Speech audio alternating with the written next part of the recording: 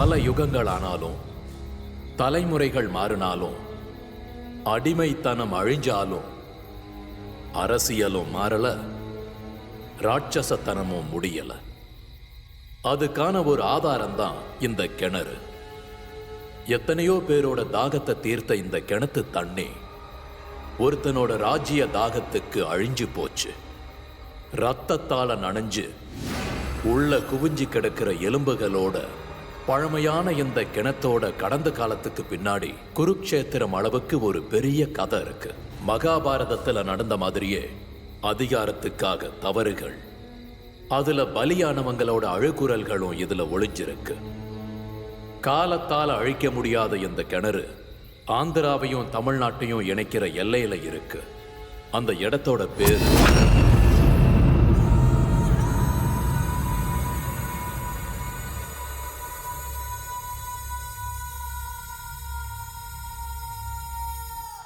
இவரோட பேரு ஹர்ஷவர்தன். அரசியல் களத்துல நியாயமா ஜெயிச்சு எம்எல்ஏ வாகனங்கிறது இவருடைய கனவு. என்ன கோட்டீஸ்வரா இங்க வந்திருக்க? அது ஒண்ணும் இல்ல சார், புதுசா ஹோட்டல் வச்சு அந்த கர்ணா எனக்கு கிடைக்கிற 5-10 எடுத்துக்கலாம்னு பாக்குறான் சார். உன்னை பயமுறுத்தியா அந்த லேண்ட வாங்கலான்னு பாக்குறான். அந்த நரசிம்மா பண்ற இல்லீகல் பிசினஸ்க்கு உன்னோட லேண்ட் பிரச்சனையா இருக்கு. நீ எதுக்கும் பயப்படாத, உனக்கு நான் இருக்கேன். நீங்க இருக்கிற தைரியத்துல தான் இருக்கேன் சார். வர சார்.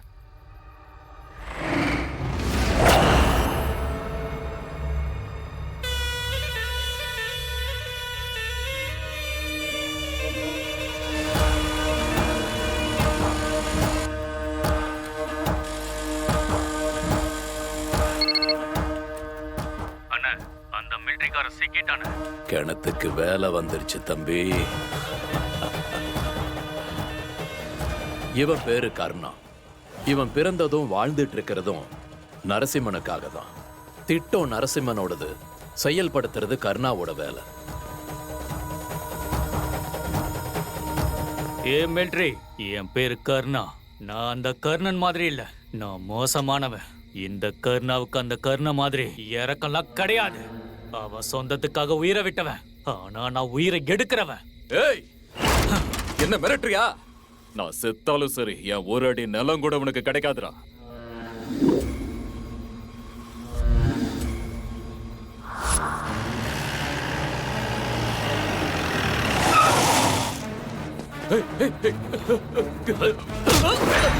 விடுங்கடா, விடுங்கடா.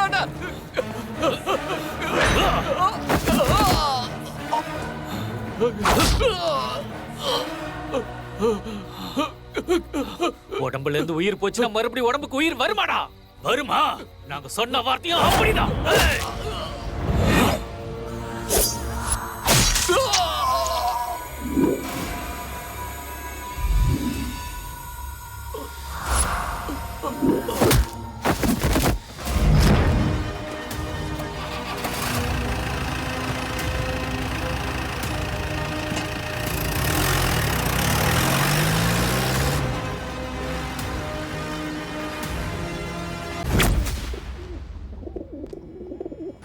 மகாபாரதத்துல குரு வம்சத்தை சேர்ந்தவங்க தான் ராஜா ஆகணும்னு நினைச்ச திருதராஷ்டிர மகாராஜா வம்சத்துக்கு எப்படி சாபம் இருந்துச்சோ அதே மாதிரி இந்த குடும்பத்துக்கும் ஒரு சாபம் இருந்துச்சு. இவனோட பேரு நரசிம்ம. இந்த ஜங்ஷன்ல அதிகாரம் இல்லாத அதிபதி. தினமும் வேலை இல்லாம புறாவுக்கு எதுக்குடா எற போட்டுட்டு இருக்கேன்னு யோசிக்கிறியா? புறாவுக்காக மனுஷ உடம்புல இருந்து சதைய பிச்சு கொடுக்கறதுக்கு நான் ஒன்னும் சிபி சக்கரவர்த்தி இல்ல, நரசிம்ம. அதுக்கு என்ன தேவையோ அதை போட்டாதானே நமக்கு தேவையானதை நம்ம எடுத்துக்க முடியும். ஆமா சார். நம்மளை பத்தி நல்லா தெரிஞ்சவன் எப்பவும் நமக்கு பக்கத்திலேயே தான் இருக்கணும். ஆனா ஓட்டு போடுற மக்கள் நம்ம முகம் தெரியாத அளவுக்கு தூரத்துல இருக்கணும். புரிஞ்சுதா? புரிஞ்சுது சார். என்ன விஷயம்னு சொல்லு. எலெக்ஷன் ரொம்ப சீக்கிரம் வரப்போகுது. பிரச்சாரத்துக்கு நீங்க எப்ப ரெடி ஆகுறீங்க? பிரச்சாரத்துக்கு நான் வந்தே ஆகணும்னு சொல்றியா எம்எல்ஏ? உன்னை ஜெயிக்க வச்சது மக்கள் தானே.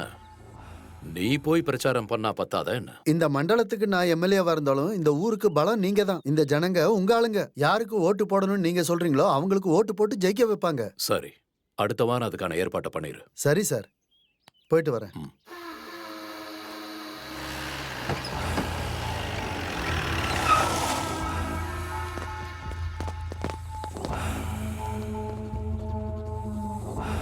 கிணத்துக்கு தீனி போட்டியா? போட்டுட்டேண்ணா. வேற என்ன விஷயம்? அந்த சேட்டு காசு கொடுக்காம ரொம்ப பிரச்சனை பண்றான். சமையல் பண்றதுக்கு உதவாத ஈரக்கட்டைகளை தூக்கி போட்டுறணும். அவனோட சாவுக்கு ஏதாவது காரணம் கிடைக்கும்ல, அப்ப பாத்துக்கலாம்.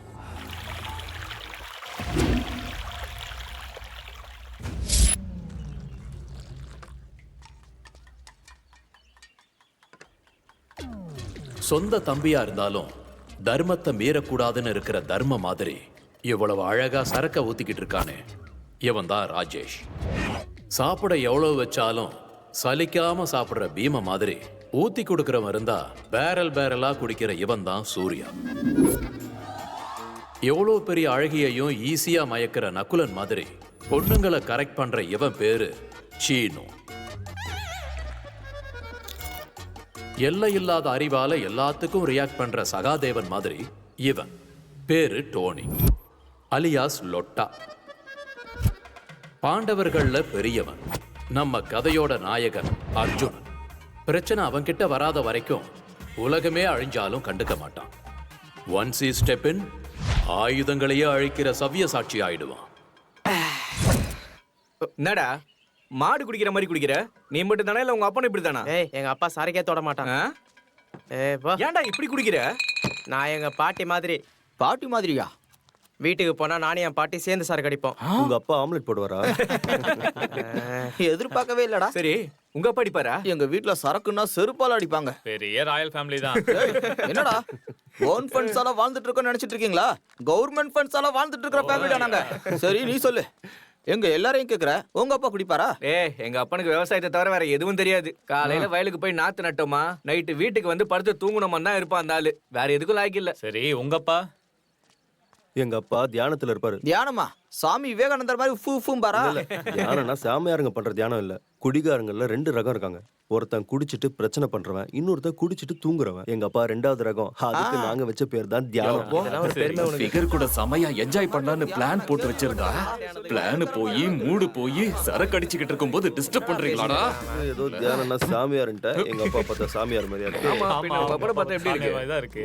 ஏய், நானே கடுப்புல சரக்கு அடிச்சுக்கிட்டு இருக்கேன், நீங்க வேற பேசி டார்ச்சர் பண்ணிக்கிட்டு இருக்கீங்க. ஏய், உனக்கு கடுப்பாகுதுன்னா அதுக்கு நாங்க என்ன பண்றது? பாரு ஓவரா பேசுனேன்னு வை, பொளந்து கட்டிடுவோம் பாத்துக்க. எவ்வளவுதான் உனக்கு ஏய், தெரியும்? உட்கார்றா.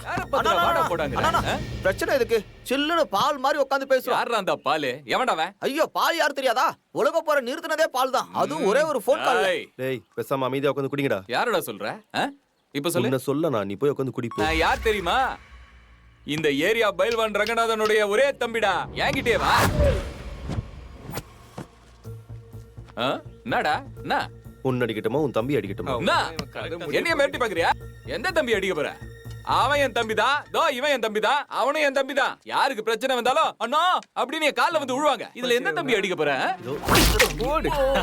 என்ன பல்ப் உடைஞ்சிருச்சா? என்னைய அடிச்சல உன்ன.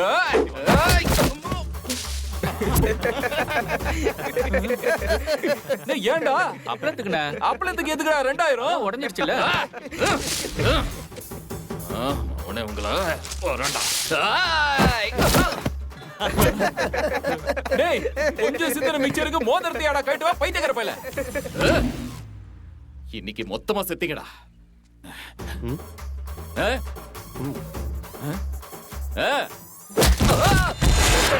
என்னடா அப்படி பாக்குற? நீயா தானடா என் மேல வந்து விழுந்த? யாரு விழுந்தா என்னன்னா? இப்ப என்னடா பண்ணணும்? டேய் டேய், 3 மீன் துண்டு விழுந்ததுக்கு 3,000 தங்கமாடா. என்னடா வாழ்க்கை இது? அண்ணா என்னங்கண்ணா? பில்லுண்ணா. இப்ப நம்ம கிட்ட எதுவுமே இல்லைங்கண்ணா. ஏய்,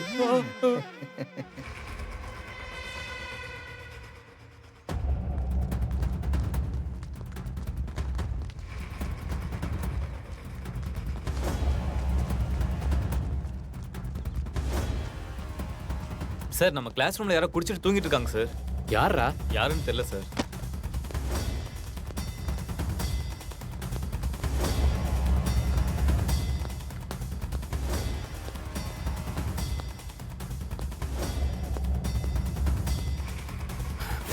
எழுந்திருக்கடா, எழுந்திருக்க. குடிக்காரங்களா? சாரா? டேய் டேய், எழுந்துரு எழுந்துரு எழுந்துரு ஏய், எழுந்துரு. என்னடா? எதிர்க்கடா. குடிக்கார பசங்களா, தூங்குறதுக்கு காலேஜ் தான் கிடைச்சதா? என்ன சார் இவ்வளவு காலங்காலத்துல வந்திருக்கீங்க? ஓ, லஞ்ச காசை கொடுக்க வந்தீங்களா? சார் எவ்வளவு பொறுப்பா இருக்காருன்னு பாத்தீங்களா? லஞ்சம் காசை காலையிலேயே கொடுக்க வந்துட்டாரு. காசு கொடுக்க இன்னும் டைம் இருக்குல்ல தம்பி. ராத்திரி நீங்க நல்லா டயர்ட் ஆகி கிளாஸ் ரூம்லயே தூங்கிட்டீங்க. போய் ஹாஸ்டல்ல தூங்கலாம்ல, எந்த டிஸ்டர்பன்ஸும் இருக்காது. ஆனா அங்க ஃபேன் ஒழுங்கா சுத்த மாட்டேங்குதே. டேய், இவங்க யாருன்னு நினைச்சுக்கடா? நம்ம காலேஜோட முக்கியமான தூண்கள். இவங்க உங்களுக்கு மட்டும் இல்ல, எங்களுக்கும் சீனியர் தான். நீங்க காலேஜ் விட்டு போனாலும், நான் ரிட்டையர்ட் ஆனாலும் இவங்க மட்டும் போக மாட்டாங்க. இந்த காலேஜ் இவங்களோட சொத்துடா. இதையெல்லாம் கண்டுக்காம போய் படிங்கடா.